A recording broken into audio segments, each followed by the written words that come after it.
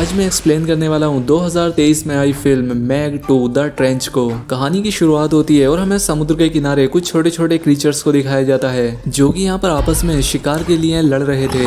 और तभी यहाँ पर एक बड़ा सा डायनासोर आकर इन पर हमला कर देता है। अब ये छोटे डायनासोर अपनी जान बचाने के लिए समुद्र में भाग जाते हैं, लेकिन अगले ही पल ये सभी क्रीचर्स किसी वजह से वापस किनारे पर आ जाते हैं और इसीलिए वो डायनासोर उनमें से एक क्रीचर को पकड़ लेता है। और तभी वहां पर आती है एक बड़ी सी मेगलाडोन, और ये मेगलाडोन शार्क इतनी बड़ी थी कि वो एक ही झटके में उस डायनासोर को खा जाती है। अब इसके बाद कहानी प्रेजेंट में आती है जहां पर हमें मूवी के मेन लीड जोनस को दिखाया जाता है जो कि एक कंटेनर में छिपा हुआ था क्योंकि उस शिप से रेडियो एक्टिव केमिकल समुद्र में फेंके जा रहे थे। जोनस कैप्टन के केबिन में पहुंचता है और डॉक्यूमेंट्स की फोटो खींचने लगता है, लेकिन उस केबिन में कैप्टन का तोता भी होता है जिसके शोर मचाने से कुछ लोग केबिन के अंदर आ जाते हैं। अब जोनस की इन सभी से फाइट होने लगती है, लेकिन बाद में ये लोग कंटेनर के ऊपर जोनस को घेर लेते हैं, जिस पर जोनस इनसे कहता है कि तुम लोग रेडियो एक्टिव केमिकल्स समुद्र में फेंक रहे हो और ये सब गैर कानूनी है और साथ ही मैंने सारे सबूत जमा कर लिए हैं। और ये कहकर जोनस समुद्र में कूद जाता है, लेकिन कैप्टन से कहता है कि अब तो तुम वैसे ही मरोगे क्योंकि किनारा यहाँ से 200 मील दूर है और तुम तैरकर वहां तक जा नहीं सकते। और तभी जोनस के कुछ फ्रेंड्स एक प्लेन लेकर वहां पर पहुंच जाते हैं और जोनस को बचा लेते हैं। अब इसके बाद सीन शिफ्ट होता है एक लैब में जहां पर कि जू मिंग नाम का एक आदमी एक आर्टिफिशियल सूट की टेस्टिंग कर रहा था। वो सूट की मदद से सीमेंट के बड़े बड़े ब्लॉक्स को भी तोड़ देता है। खैर अब इसके बाद ये सभी लोग जोनस को एक पार्टी में इनवाइट करते हैं और इस पार्टी में जूमिंग सभी को मेगलाडोन शार्क के बारे में बताता है। दरअसल इनके पास एक मेगलाडोन शार्क होती है। वो कहता है कि हमने इस शार्क को तब पकड़ा था जब ये बहुत छोटी थी और ये दुनिया की आखिरी मेगलाडोन शार्क है जो कि हमारे पास है और हमने अपनी टेक्नोलॉजी की मदद से थर्मोक्लाइन को पार कर लिया है। और थर्मोक्लाइन समुद्र में मौजूद सख्त पानी की एक परत को कहा जाता है जो कि इंसानों को मेगलाडोन से अलग रखती है। और अब हम लोग समुद्र की और भी बारीकी से जांच कर पाएंगे। अब यहाँ पर मैक्स सभी को बताता है कि एक ऐसा इकलौता इंसान जो कि मेगलाडोन से लड़ा है वो यहाँ हमारे बीच ही मौजूद है। और इसके बाद सभी लोग जोनस के साथ फोटो खींचने लगते हैं। खैर अब इसके बाद जोनस और उसकी टीम एक खास जगह पर डाइविंग करने जाने वाले थे।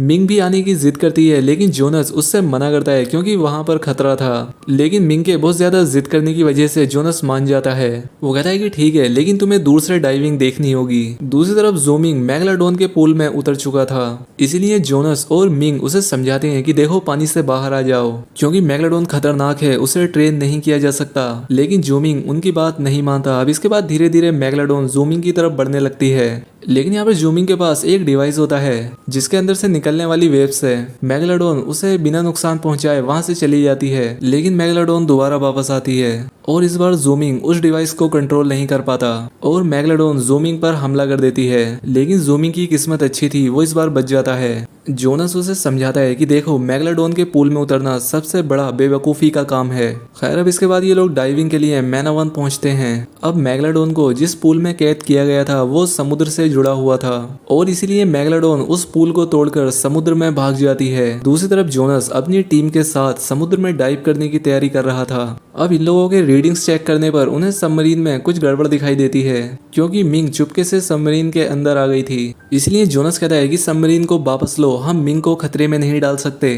लेकिन मिंग के जिद करने पर जोनस मान जाता है और तभी उन्हें रडार पर एक मेगलाडोन का सिग्नल मिलता है। उन्हें कुछ समझ नहीं आता कि आखिर मेगलाडोन यहाँ पर कैसे आ गई, जिस पर जूमिंग कहता है कि ये सिग्नल हमारी मेगलाडोन का है और वो तेजी से हमारी तरफ ही बढ़ रही है। मेगलाडोन से बचने के लिए ये लोग तेजी से समुद्र में डाइव करने लगते हैं। अब मैग भी इनका पीछा कर रही थी और इसलिए ये लोग अपनी जान बचाने के लिए थर्मोक्लाइन के अंदर चले जाते हैं क्योंकि कोई भी मेगलाडोन थर्मोक्लाइन को पार नहीं कर सकती। अब नीचे जाने के बाद ये लोग लाइट्स को ऑफ कर देते हैं क्योंकि मैग लाइट से अट्रैक्ट होती है, लेकिन उन्हें नीचे आने पर सबसे बड़ी मेगलाडोन दिखाई देती है। उन्हें देखकर काफी हैरानी होती है कि मेगलाडोन कभी भी झुंड में नहीं रहती, लेकिन यहाँ नीचे तो बहुत सारी मेगलाडोन एक साथ हैं और इसी चीज का पता लगाने के लिए ये लोग उनका पीछा करने लगते हैं। और इन सभी का पीछा करने के बाद इन लोगों को पता लगता है कि ये सभी मेगलाडोन अपने साथी की खोज कर रही हैं और इसीलिए इन लोगों की मैग काफी अजीब बिहेव कर रही थी। यहाँ पर इन्हें एक डूबे हुए जहाज का मलबा भी मिलता है। अब यहाँ पर इन्हें अपने रडार पर उस जहाज से हीटिंग सिग्नल भी मिलते हैं तब उन्हें पता लगता है कि ये कोई जहाज नहीं है बल्कि अंडर वाटर रिसर्च स्टेशन है। ये देखकर ये लोग काफी हैरान होते हैं कि आखिर पानी के इतने दबाव में ये किस चीज का रिसर्च स्टेशन है।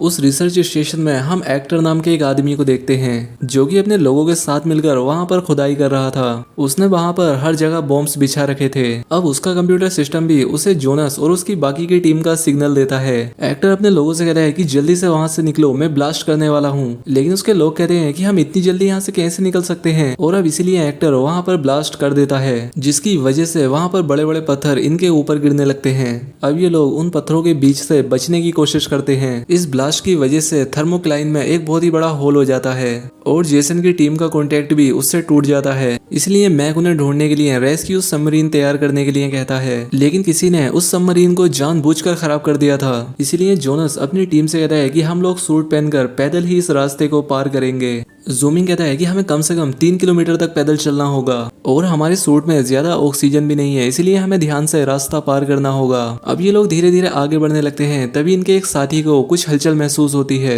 इन लोगों को उसके चिल्लाने की आवाज सुनाई देती है। जब ये लोग पीछे मुड़कर देखते हैं तो इनका साथी गायब था, लेकिन ये लोग रुक नहीं सकते थे, इसलिए ये लोग आगे बढ़ने लगते हैं। वहीं दूसरी तरफ वो आदमी भी जिंदा बच गया था जिसने की ब्लास्ट करके इन लोगों को मारने की कोशिश की थी। वो आदमी फोन पर अपनी हेड से बात करता है जिसके लिए ये लोग काम कर रहे थे।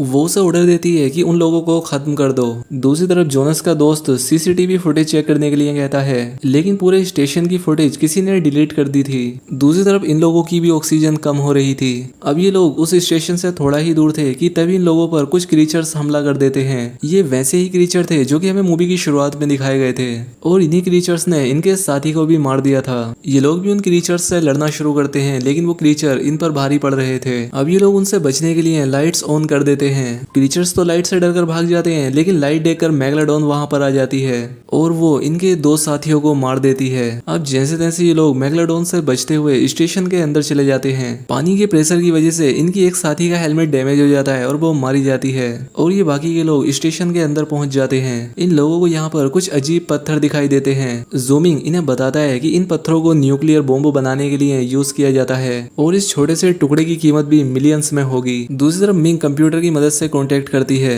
जहाँ पर जेस उन्हें बताती है कि किसी ने सबमरीन खराब कर दी है और इसीलिए तुम्हें इमरजेंसी कैप्सूल तक पहुंचना होगा। ये लोग जैसे ही वहाँ पर पहुंचते हैं कि जेस इन्हें फिर से कांटेक्ट करती है, जहाँ पर हमें पता लगता है कि जेस भी उन लोगों के साथ मिली हुई थी। जेस जोनस के साथियों से उससे मारने के लिए कहती है, लेकिन वो ऐसा नहीं करते और इससे गुस्सा होकर वो सभी कैप्सूल्स को इजेक्ट कर देती है। जूमिंग कहता है कि हम अब भी यहाँ से निकल सकते हैं, लेकिन हमें स्टेशन के दूसरे हिस्से में जाना होगा, और इसलिए जोनस बिना सूट के ही तैरते हुए स्टेशन के दूसरे हिस्से में पहुंच जाता है। और जिस आदमी ने ब्लास्ट किया था वो भी उसी स्टेशन पर मौजूद था। वो जोनस से लड़ने लगता है, लेकिन जोनस तैरने की वजह से काफी थक चुका था, इसलिए वो जोनस की अच्छी पिटाई कर देता है। दूसरी तरफ मिंग और जूमिंग के चैम्बर में पानी भरना शुरू हो जाता है। आखिरकार जोनस उस आदमी को बेहोश कर देता है और चैम्बर के प्रेशर को रिलीज करके अपने साथियों की जान बचा लेता है। दूसरी तरफ मैक को भी जेस की हरकतों के बारे में पता चल चुका था कि उसी ने ही रेस्क्यू सबमरीन खराब की है। दूसरी तरफ जोनस अपनी टीम के साथ एक सबमरीन से भागने का प्लान बनाता है, लेकिन उस सबमरीन में कोई भी वेपन नहीं था। जूमिंग कहता है कि स्टेशन की सभी लाइट ऑन कर दो, जिससे मेगालोडॉन स्टेशन पर हमला करेगी, और ऐसा ही होता है। मेगालोडॉन उन लाइट्स पर हमला करती है और इसी का फायदा उठाकर ये लोग वहां से भाग जाते हैं। ब्लास्ट की वजह से थर्मोक्लाइन में होल हो गया था और उसी के जरिए बहुत सारे क्रीचर्स समुद्र में ऊपर आ जाते हैं। जेस इन लोगों को पकड़ने की कोशिश करती है, लेकिन ये लोग वहां से निकल जाते हैं। जोनस और उसकी टीम भी मैना 1 पर पहुंच चुकी थी। ये लोग सोल्जर्स से बचते हुए स्टेशन के अंदर घुस जाते हैं, और जिस आदमी ने जोनस पर हमला किया था वो भी स्टेशन पर पहुंच चुका था। जेस अपनी टीम की एक लेडी से बात करती है कि ग्लास मैग प्रूफ है, मेगालोडॉन इनका कुछ भी नहीं बिगाड़ सकती, लेकिन तभी एक मेगालोडॉन उस गिलास को तोड़कर जेस को खत्म कर देती है। दूसरी तरफ जेसन और उसकी टीम एक छोटी सी राफ्ट पर बैठकर यहाँ से भागने का प्लान बनाते हैं।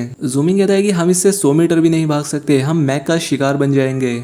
जेसन कहता है कि हमें इंजन बंद रखना होगा और हाथ से ही नाव को चलाते हुए धीरे धीरे आगे बढ़ना होगा। ये लोग थोड़ी ही दूर पहुंचते हैं कि तभी एक मेगालोडॉन इनके पास आ जाती है। दूसरी तरफ सोल्जर्स भी अपनी बोट से इन लोगों का पीछा कर रहे थे, लेकिन उनका इंजन ऑन होने की वजह से वो मेगालोडॉन उनकी बोट पर हमला कर देती है और जोनस मेगालोडॉन को मारने के लिए अपने हथियार तैयार करता है। तभी उन्हें सिग्नल मिलता है कि मेगालोडॉन एक आइलैंड की तरफ बढ़ रही है और फिर ये लोग उसी आइलैंड की तरफ निकल जाते हैं। और तभी यहाँ पर एक बड़ा सा ऑक्टोपस निकलता है और वो उन सोल्जर्स पर अटैक करके उन्हें मार देता है और कुछ क्रीचर्स किनारे पर आकर सोल्जर पर हमला कर देते हैं। जोनस सभी लोगों को यहाँ से निकलने के लिए कहता है और साथ ही वो मिन को भी टावर में छिपने के लिए कहता है और वो खुद जूमिंग के साथ मेगालोडॉन को मारने के लिए निकल जाता है। दूसरी तरफ उस लेडी हेड के सभी सोल्जर्स मारे जा चुके थे और अब इसीलिए वो भी एक हेलीकॉप्टर में छिपने की कोशिश करती है, लेकिन एक क्रीचर उस पर भी हमला करके उससे मार देता है। दूसरी तरफ जोनस के दोस्त हेल्प के लिए टेलीफोन ढूंढते हैं, लेकिन वहाँ की सभी लाइन काट दी गई थी और समुद्र में जाने के लिए भी एक ही जेट्स की मौजूद थी, जिस वजह से जोनस को अकेले ही समुद्र में जाना पड़ता है और जूमिंग और हथियारों का इंतजाम करने के लिए एक हथियारों के गोडाउन में जाता है।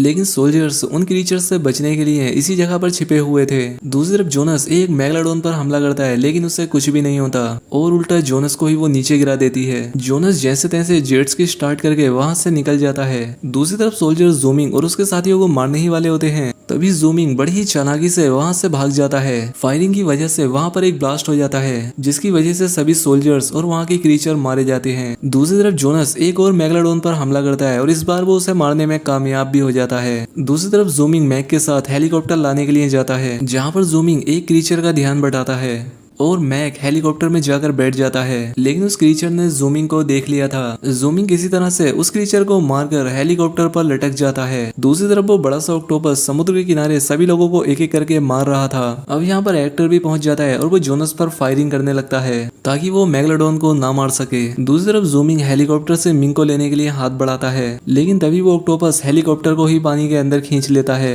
दूसरी तरफ मेगालोडॉन जोनस पर हमला करती है, लेकिन वो किसी तरह से खुद को बचा लेता है। अब जोनस एक्टर को जेट स्की के साथ मैक के मुंह में फेंक देता है। दूसरी तरफ ऑक्टोपस जूमिंग को भी अंदर खींच लेता है। जूमिंग यहाँ पर एक बॉम्ब ब्लास्ट करता है, लेकिन इससे उस ऑक्टोपस को कुछ नहीं होता और तभी एक मेगालोडॉन उस ऑक्टोपस पर हमला कर देती है और ऑक्टोपस भी अपनी पूरी ताकत के साथ उस मेगालोडॉन को जकड़ लेता है। लेकिन मेगालोडॉन इतनी ताकतवर थी कि वो एक ही झटके में उस ऑक्टोपस को खत्म कर देती है। जूमिंग मैक को बचाने के लिए फिर से पानी में जाता है, क्योंकि वो हेलीकॉप्टर के मलबे के नीचे दबा हुआ था, लेकिन अभी भी एक मेगालोडॉन उनकी तरफ बढ़ रही थी और अब जोनस एक हेलीकॉप्टर के पंख की मदद से उस मेगालोडॉन का ध्यान अपनी तरफ खींचता है और अब जैसे ही वो मेगालोडॉन जोनस पर हमला करती है तो जोनस उस ब्लेड को ही मेगालोडॉन के मुंह में खड़ा कर देता है, जिससे वो उसके मुंह के आर पार हो जाता है और वो मारी जाती है। दूसरी तरफ कुछ क्रीचर्स किनारे पर आकर लोगों पर हमला कर रहे थे, लेकिन जोनस का दोस्त उन क्रीचर्स को मार देता है। लेकिन जब ये लोग पानी में होते हैं तो एक बड़ी सी मेगालोडॉन इनकी तरफ बढ़ती है, लेकिन ये मेगालोडॉन इनकी वही पालतू मैग हाईजी थी। हाईजी जूमिंग के सिग्नल को पहचान कर वहां से चली जाती है।